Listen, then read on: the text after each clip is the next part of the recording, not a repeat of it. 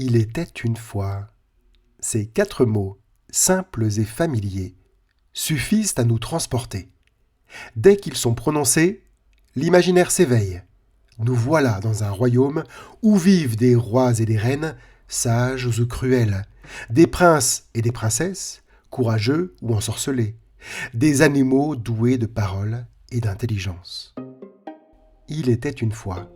Mais d'où vient donc cette phrase magique qui ouvre tant de récits ? Comment a-t-elle évolué et comment résonne-t-elle dans d'autres cultures encore ? Pourquoi continue-t-elle de résonner dans nos imaginaires ? Bienvenue dans cet épisode spécial de la saison 3 des Contes de la queue du lézard. Je suis Wilfried et nous allons ensemble essayer de répondre à ces questions. Il était une fois. Alors, à quoi sert cette formule ?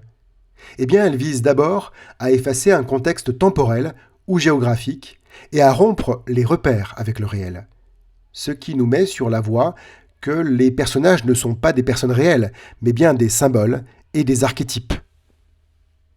L'indétermination géographique et temporelle des contes leur donne une portée universelle. Ce flou permet à chacun de projeter ses propres repères et de se sentir concerné. Bernadette Bricou, qui est spécialiste de l'oralité, souligne que cette absence de localisation précise est ce qui rend le conte intemporel et universel. Il n'appartient à personne, dit-elle, mais il parle à tous. Les formules d'ouverture des contes, quelle que soit leur variante, remplissent plusieurs fonctions fondamentales. La première, c'est bien sûr de capter l'attention. En usant de cette phrase simple et familière, « il était une fois », le conteur instaure un climat propice à l'écoute. La deuxième fonction, c'est de marquer un passage rituel. Comme le souligne encore une fois Bernadette Bricou, cet incipit suspend le temps et ancre le récit dans un univers où tout devient possible. Troisième fonction de cette formule, c'est d'affirmer une autorité orale. Même à l'écrit, on l'utilise encore, il était une fois.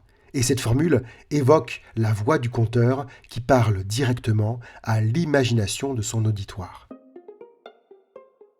C'est à Charles Perrault que l'on attribue la popularisation de cette expression « il était une fois ».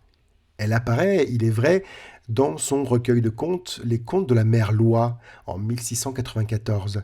Elle apparaît dans la plupart de ses contes comme une véritable invitation au merveilleux, une clé pour entrer dans un univers où les fées, les enchantements et les métamorphoses règnent. Bien que dans ce recueil, un seul conte déroge à la règle, il s'agit du Chaboté qui commence ainsi. Un meunier ne laissa pour tout bien à 3 enfants qu'il avait que son moulin, son âne et son chat. Le problème initial, ici, suffit lui-même à ancrer l'histoire, pas besoin du « il était une fois ». Mais Perrault n'a pas inventé cette tradition des « il était une fois ».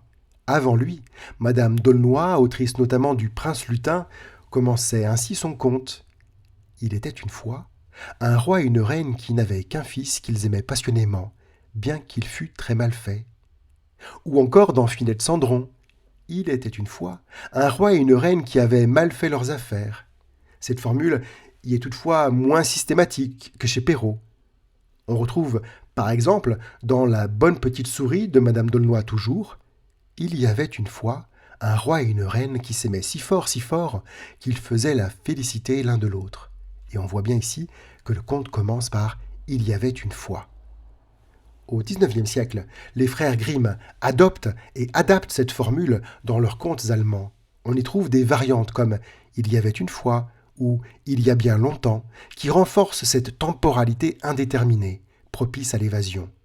Andersen, quant à lui, préférait des tournures comme « il y avait un jour », inscrivant parfois ses récits dans une tradition plus proche de la fable. Et cette formule a traversé les siècles et les genres.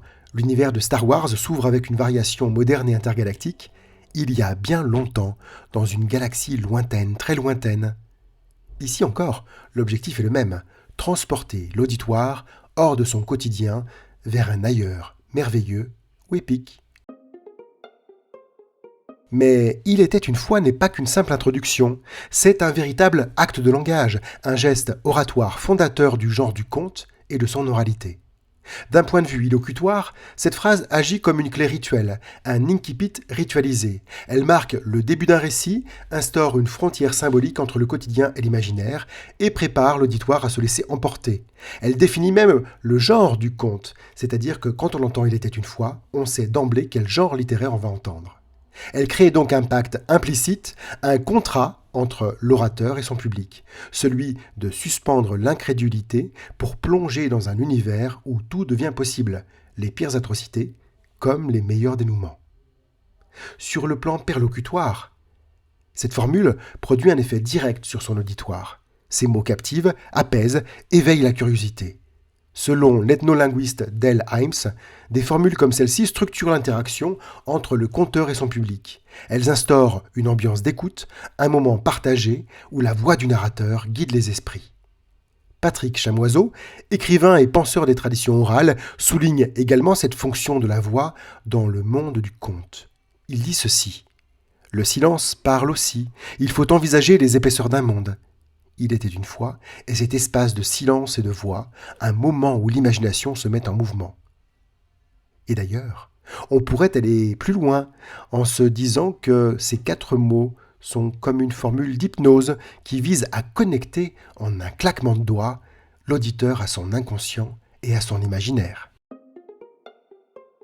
Si Il était une fois est emblématique de la tradition européenne, d'autres cultures ont développé des formules introductives qui reflètent leur propre imaginaire. Dans la tradition orale africaine, les conteurs réunis sous l'arbre à palabres commencent souvent par des formules telles que « Je vais vous raconter une histoire », à laquelle le public répond « Nous t'écoutons ». Ce dialogue initial instaure un contrat d'écoute et de participation active. C'est notamment le cas au Sénégal. Au Bénin, par ailleurs, j'aime beaucoup une autre formule d'incipit qui veut que le conte ait parcouru beaucoup de chemins pour arriver jusqu'à nos oreilles. Par exemple, « Mon conte a couru vite pour tomber sur les abeilles et la mort. » Sous l'arbre à palabres, les conteurs africains utilisent des formules qui relient le récit à une époque mythique. C'est un autre exemple de formule d'introduction. À l'époque où le ciel était si proche qu'on pouvait le toucher. Quand les hommes et les esprits vivaient ensemble en harmonie. Ces 2 exemples de phrases situent le conte dans une période de coexistence entre l'humain et le sacré. Selon Bernadette Bricou encore, ces formules ne cherchent pas seulement à captiver, mais aussi à transmettre une sagesse ancestrale, un rappel des liens profonds entre l'homme et son environnement. Dans le monde arabe, on retrouve la formule « fût ou ne fût point » en des temps lointains, une formule double qui insiste sur l'ambiguïté entre réalité et fiction. De la même manière, le persan ou le turc, il y en avait un, il n'y en avait pas, met l'accent sur l'oscillation entre existence et non-existence, renforçant l'atmosphère de mystère. En Asie, les récits bouddhiques commencent souvent par des phrases comme « Il était un temps où le Bouddha vivait encore parmi les hommes », ancrant les histoires dans une temporalité sacrée. En Asie encore, les débuts des contes sont souvent imprégnés de spiritualité et de philosophie. Ils plongent immédiatement dans un univers où la sagesse et l'harmonie régissent les récits. Il y a longtemps, sous les branches d'un grand cerisier en fleurs. Cette formule japonaise situe le récit dans un cadre poétique et naturel, souvent lié aux saisons et à l'impermanence, un concept clé du bouddhisme. À l'époque où les dragons parcouraient les cieux et où les immortels habitaient les montagnes. Utilisée en Chine, cette ouverture inscrit le conte dans une époque mythologique, marquée par la coexistence des hommes et des esprits, rappelant des récits comme ceux des chroniques des immortels. Dans une petite maison au bord d'un ruisseau, vivait un sage qui connaissait le secret du monde. Courante dans les contes indiens, cette formule mêle une localisation modeste à une ouverture sur le sacré et le mystique, souvent pour introduire une leçon de vie. Dans les cultures océaniennes, les récits s'ouvrent sur une genèse, reliant le passé mythique au monde actuel. Avant que les îles ne sortent des eaux, quand tout était encore endormi. Cette formule, issue des traditions polynésiennes, place le conte dans une époque où les ancêtres et les dieux façonnaient le monde, comme dans les récits de Maui, le héros démiurge.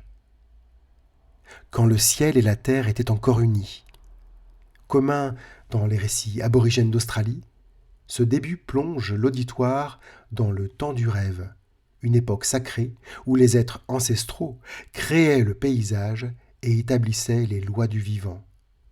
Ces formules, de différents horizons et de différentes cultures, bien que variées, partagent toutes une fonction commune. Elles instaurent un moment de rupture avec le réel, une porte d'entrée vers l'imaginaire. Plus récemment, dans une démarche de réécriture et de détournement des codes du conte, Violaine Schwartz, qui a notamment traduit les contes des frères Grimm dans une version plus inclusive, propose une préface qui s'intitule « Elle était une fois », une version féminisée et contemporaine de l'incipit traditionnel. En choisissant cette inversion, l'autrice questionne à la fois les stéréotypes de genre et les structures narratives dominantes qui, depuis des siècles, placent souvent les femmes dans des rôles passifs ou périphériques dans les contes. Ce « Elle était une fois » ouvre un espace narratif différent, un lieu où les femmes deviennent sujets et moteurs de l'histoire. Cette formule, bien qu'inspirée de l'archétype classique « Il était une fois », ne se limite pas à une simple inversion linguistique. Elle revendique une réappropriation des récits. Comme le souligne Violaine Schwartz, ces mots sont une porte d'entrée vers des histoires où les héroïnes ne se contentent plus d'attendre leur destinée, mais la façonnent activement. En cela, Elle était une fois fait écho à l'idée que des formules d'ouverture ne sont pas figées dans le temps. Elles peuvent évoluer, se transformer et refléter les sensibilités des époques qu'elles traversent. Comme nous l'avons vu tout à l'heure, ces formules peuvent être différentes en fonction des cultures. Il était une fois, et ces nombreuses variantes à travers le monde sont bien plus que des introductions. Elles sont des rituels, des actes de langage qui captent l'attention et suspendent les lois du réel. En rhétorique, cette formule pourrait s'apparenter à ce que l'on appelle la captatio benevolentiae, l'introduction du discours qui vise à attirer l'attention de son public. Alors, pourquoi le conte, qui est devenu un genre écrit et moins oral qu'autrefois, a-t-il conservé cette formule « Il était une fois » Patrick Chamoiseau, encore lui, explique que ces clichés sont souvent des marques d'une oralité fictive. Lorsqu'un conte est transposé à l'écrit, l'auteur doit simuler la situation d'un conteur. Il lui faut alors utiliser les astuces et les outils de cette profession de conteur, parmi lesquels les formules introductives comme « Il était une fois ». Ce qui caractérise le conteur, c'est sa voix. Et quoi d'autre peut-on trouver dans le « Il était une fois » que la voix du conteur ? Alors, quoi de mieux pour vous souhaiter une bonne année 2025 que de vous offrir le vrai pouvoir du « Il était une fois », celui de cette formule magique qui rend tout possible.